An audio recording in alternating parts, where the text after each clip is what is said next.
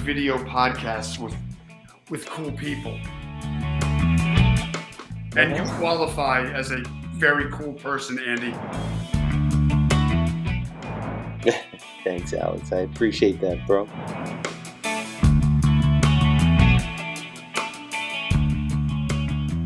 What's it feel like for you when you take a photo like the LeBron photo of him breaking the record, and knowing that that photo has now been seen God knows how many millions of times, and it almost becomes, it's like it becomes sort of the visual history of something so epic, and you're obviously responsible for it.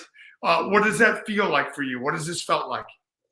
Well, it feels like I did my job first and foremost. That's why I'm there. That's why I, earn my way to be able to record and document an event such as that.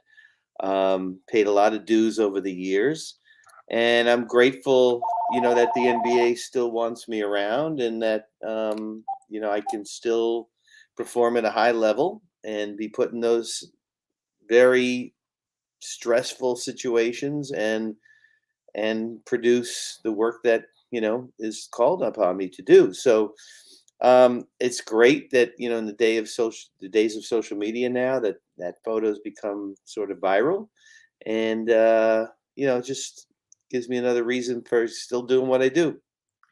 You mentioned the stressful part. I think those of us on the outside just think, oh man, he's got the best seat in the house. He's just taking some photos. This is really cool. What is, tell us please about the stress of this, because I'm sure it's not as easy as it looks. No, it's not, and there's a lot riding on it. There have been many moments in my career where I've been kind of thrust into having to produce a photo that is a once in a lifetime event, and it's a moment that will never happen again. There's no do overs in my business, and that just adds to the stress level. I mean, early in my career, I kind of fed off of the stress, and it kind of was even another source of motivation, and it actually energized me. And the sort of the tail end of my career here, it's very, very draining. Um, but I get my act together, and I get myself ready, and as long as we're prepared, we meaning our group, there were all told there were, I think, 10 of us, counting assistants and techs. Um, if we're prepared, really nothing can take us by surprise, so to speak. There are things that could go wrong. All kinds of technical things could happen. Logistical things can get in the way, such as a referee could have been in the way, or he could have gone to the basket and been smothered by opposing players, or arm could have been in the face, or a million things could have happened. But luckily, that moment laid out just the way it did perfectly for me, being on the other side of the court and kind of get this, be able to document it and show the scene as it unfolded. As you took the shot, and so much of the shot now is folks, I don't know about making fun of, but noting that everybody other than LeBron and I think Phil Knight of Nike, everybody else is recording this on their phones. Now that you bring it up, it is kind of funny, but I was one of the few people that's getting paid to actually shoot the picture, so that's a little bit of That helps. that's a little bit of a help. Yeah, I mean, people have paid a lot of money to be at that game, and if they're going to document it on their phones with a video or a still photo, that's wonderful. I'm a big proponent of camera phones and everybody having a phone in their pocket. It pushes our craft of photography in general to the next level, for this new generation. And I didn't have that growing up. Being a photographer was a very, very specialized profession. And this day and age, I mean, my daughter's about going to be 15. I mean, when she was 2.5, she was taking pictures on my iPhone. So, it's a wonderful thing. It really is. I think it just makes the craft of photography, uh, first and foremost, just a wonderful art form for people to express themselves. Until I saw folks tweeting about that the fellow who took the picture of LeBron had also taken this picture of Michael and this picture of Kobe.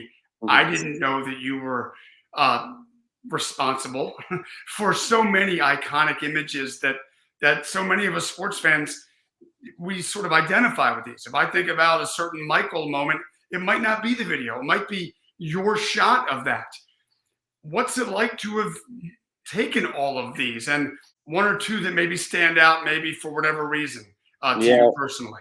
Well, Alex, it's just really gratifying because again, it shows that I'm, doing my job at the highest level when it's expected of me. And David Stern once paid me one of the ultimate compliments when he said that my Bird and Magic photo from the '87 finals, which people might remember, where they're sort of intertwined, that photo helped to define the era.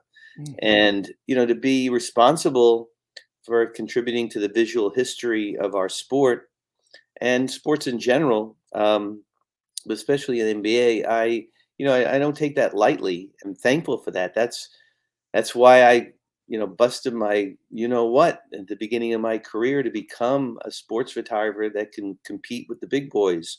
The fact that I'm still doing it 42 years in, little less energy, but as much desire and as much satisfaction as I got, way back at the beginning.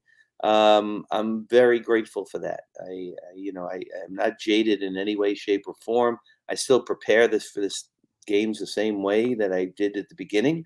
I kind of learned that from watching Magic, as a young photographer, just bring the lunch pail to work every day and watching, of course, Kobe as a young rookie for 20 years, seeing the work ethic that he had. I think it's wonderful. I think it's great that some of my photos, are iconic. They're looked at as um, sort of benchmarks for league history, especially in the NBA. And, kind of, it kind of reinforces the fact that I made the right choice when I when I decided to become a sports photographer a million years ago. I'm a marginal at best photographer, Hmm. but I have my Nikon mirrorless, and I bought a zoom lens so I can shoot my favorite subject, which is my daughter playing high school softball Of or course, travel softball. yeah, And I've got some good shots. God knows I take enough of them. And with digital, if 75 of them aren't any good, but two are good, this is yeah. worth it. Okay.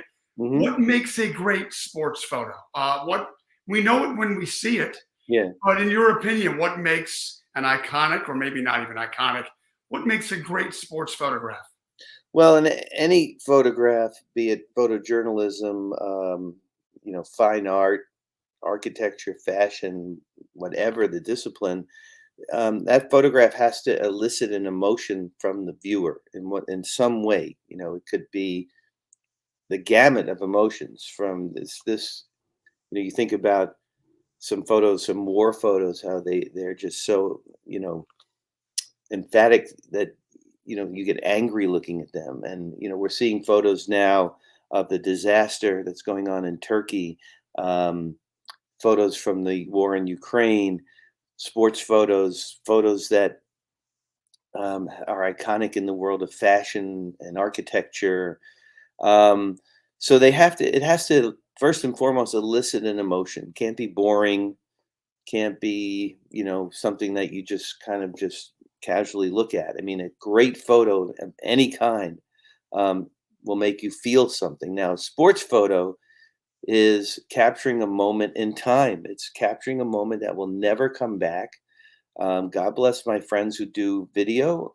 That's wonderful, but you can rewind that and see it again, and you see all of the action that happens before, during, and after, whatever the moment is. I'm thinking specifically of Kirk Gibson's home run, which I was lucky enough to be able to capture 1988 in the World Series. And the photo of that is just so impactful. A lot of people say that, there's some wonderful Pulitzer Prize winning writers out there, but people aren't really hanging stories on their wall. They're hanging photos, they're hanging posters. Those are the moments that people want to remember. And in my case, being a photo historian, really, and documenting the history of the NBA for the last 4 decades, it makes me proud to think that there are photos of mine that do define the era or the athlete or the moment. I've been to 40 NBA finals, so there's always a moment. Some team has to win, but there's always something that happens during finals that will become iconic, that will live on, through the test of time. So it's gratifying, it's wonderful, it's humbling at times, but it's also something that I take very, very seriously, um, because that's why I'm there. That's why I'm dependent on to get those photos and be in that position. Andy, thank you so much for taking the time. Your hat says Legends of the Sport, or it's the Legends Sport. Legends of Something, it sport. says something like that. And Yeah. frankly, you are one. Certainly in the NBA, and the impact that your photos have had on so many of us fans out there. Thank you for taking the time. Yes, thanks, Alex. Yeah, I want to just promote my Legends of Sport podcast a little bit, and as a fellow podcaster, I would love people to tune into Legends of Sport on any podcast platform. We're now in our sixth season, approaching 200 episodes, with really the A list of sports, people in sports, around sports, and we cover a lot of really important issues that are out there right now being discussed. So please tune in. Thank you for the opportunity today, Alex. Thank you. Real quick, what is the photo your daughter took when she was 2.5? What Yeah. was it? What is it? She actually won a photo competition, and the teacher didn't know that I was, a professional photographer, and she took the photo herself. I didn't, we were doing a walk around the neighborhood, and it was a beautiful photo of a bird of paradise, just in an interesting lighting situation, and she had this sort of sixth sense for composition and lighting, and that was the photo. That photo was, she was about 5, I think, when she took that one. Um, she's now not even close to being a photographer. She wants to be a performer, a dancer, a singer, but we're keeping the creative juices flowing in this house. I know a guy that can take some photos of her if and when need be. Oh, I He's not do, too far away. every step of the way. Yeah, absolutely. Hey, thank you again, Andy. All the best to you. All right, Alex. Thank you, man. Good to connect with you.